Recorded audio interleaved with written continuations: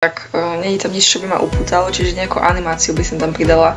Ale to pozadie, keď tam budeš pridávať, tak aby nebolo na sebe, ale by tam bola nejaká medzera medzi ním. Všetko je vlastne v strede a zrazu musíš pozerať až sem, čiže väčšina ľudí to asi takto len scrolluje a zase si prečíta len toto spodné. By som pridala určite aspoň 4 a ešte možno aj 6 referencií, či tieto 4 proste veci, ktoré sú H3. To tak rozhodne nemá byť a má to byť H2. To som si už aj predtým čítala a bolo to také, že ma to vlastne nezaujalo. Také moc profesionálne, čiže nejako laicky tam dať, že aké sú tie prínosy konzultácie v ayurvede. Cieli na toho klienta, ktorý ide na tú ayurvedu, čiže aké má problémy ten človek, s čím bojuje a s čím mu tá ayurveda môže pomôcť. Proste lepšiu kvalitu fotky by som dala dozadu a nie modul, lebo sa to tam nehodí, sú tam iné farby použité.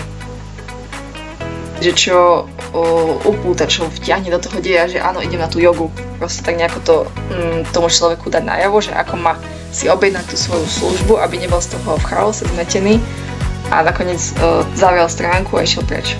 Ale aby už keď sa dostal sem, že chce niečo objednať, aby si to aj naozaj objednal.